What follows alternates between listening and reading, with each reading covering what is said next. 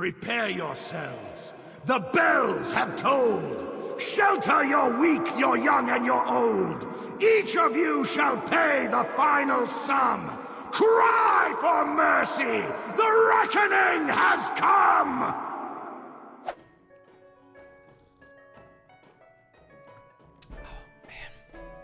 What's up, guys? It's your boy Noxa here with another video for you. Next week is going to be a pretty cool week. We're going to be getting Hallow's End in TBC Classic. For those of you who don't know or maybe didn't play back in 2008, Hallow's End is the Halloween event that takes place in the World of Warcraft universe.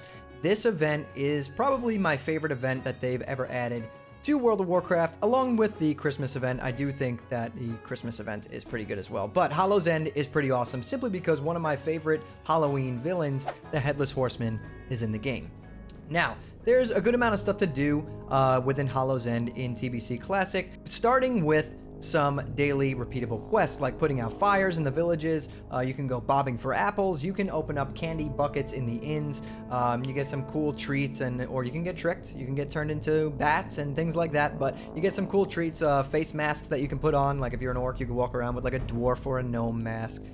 It's pretty cool, and Blizzard does a pretty good job with, you know, capturing the Halloween spirit within the game. But this video is going to focus more on the main event here, and the main event of Hallow's End is going to be, yes, fighting the Headless Horseman.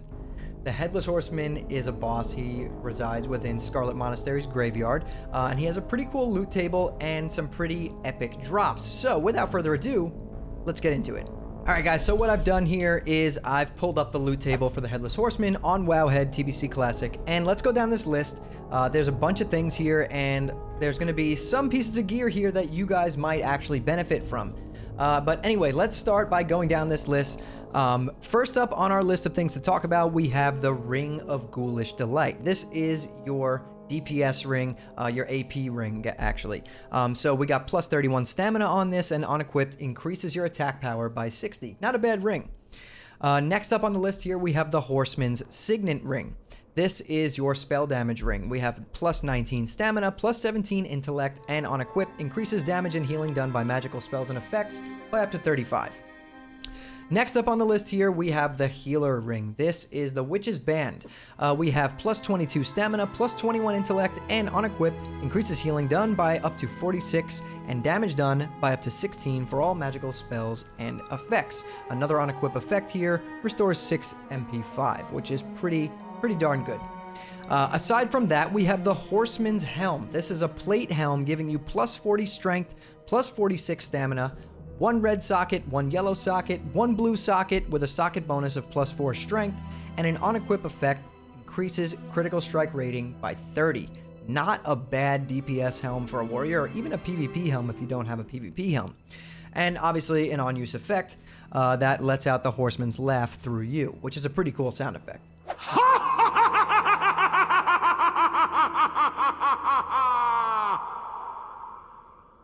And then on this loot table, we have some other items like the Hollowed Helm, which is basically a cloth helm that you can put on. It looks like a pumpkin, and it's pretty cool. You can run around with it. Some weighted jack-o'-lanterns. You can throw them at other players and throw, you know, basically a pumpkin onto their head, and they walk around with a pumpkin on their head. And then you have the Old Magic Broom and the Swift Magic Broom. And what these are basically flying mounts, but they only last for the duration of the event, which is about 14 days, I'm pretty sure.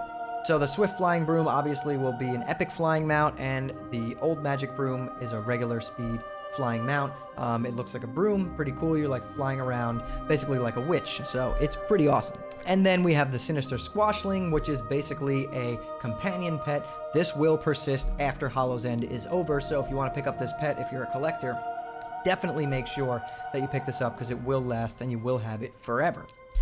But last but not least on this loot table, we have the Horseman's Reins. Yes, the Headless Horseman's mount.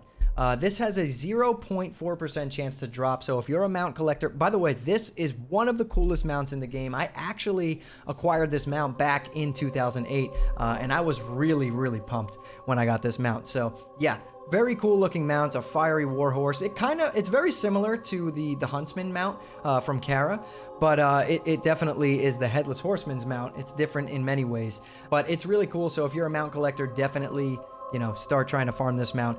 The way that this event works is the same as the Brewfest event. Every player will be able to summon the Horseman once per day. So a group of 5 people who haven't used their summons, that's 5 summons for the Headless Horseman. You have 5 chances at loot every single day. Now, the way that you start this is if you're Alliance, you're going to get your quest to summon the Headless Horseman in Goldshire, and if you're Horde, you're going to get your quest in Razor Hill. And in those areas is also where the other quests are, where you can put out some village fires for some treats and things like that, some daily quests. But that is where you get the summoning quest once per day as well. So make sure you guys do that if you're trying to get this mount or some of the rings, or if you're a plate wearer and you want to get that helmet. It's a really cool helmet, so you guys definitely need to check that out. But just so you guys know, let's dive into how the Headless Horseman fight actually works. It's a little more complicated than the Brewfest fight.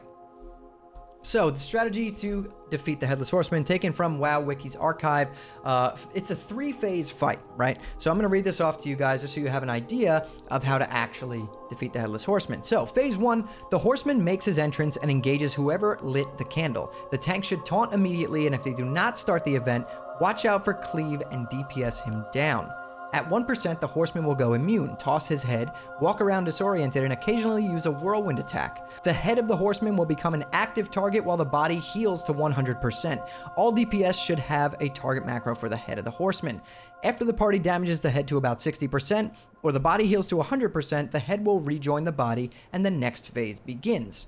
Phase 2. When the Horseman rejoins with his head, he targets the player with the highest threat. This is the same as the Phase 1, except he will randomly cast Conflagration on a random party member, not the tank.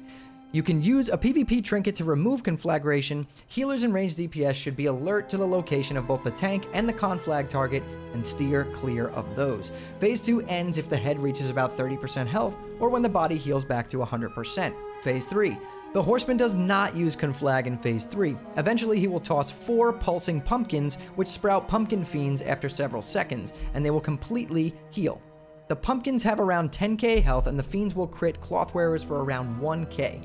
The fastest course of action seems to be having the tank stand in the middle of the pumpkins with focus abilities at the ready. The rest of the party continues DPS on the Horseman until his head is tossed. If the party has low DPS, a second or even a third wave of pulsing pumpkins can be spawned before the head is tossed. Tanking the Horseman on the steps to the underground area will cause all the spawns to land very close to the boss. This should make it very easy for the tank to pick up aggro on them. Once the head of the Horseman dies, the Headless Horseman has been defeated and the remaining pumpkins will die. If you don't kill the head of the Horseman before the Horseman heals to 100%, Phase 3 will repeat, meaning you have to nuke the Horseman again to get him to toss his head. It's a pretty intricate fight. Won't be that bad for people with gear, but there definitely are some mechanics there that you need to pay attention to. But anyways, guys, that pretty much wraps it up for the Hallow's End event. I'm pretty excited for this. It's going to be dropping next week, most likely on Tuesday, October 19th. So I'm pretty excited, and I hope you guys are too. If you guys enjoyed this video, hit that like button, subscribe to the channel, and turn on those post notifications so you don't miss the next time I post a video. All right, guys, until next time, take care.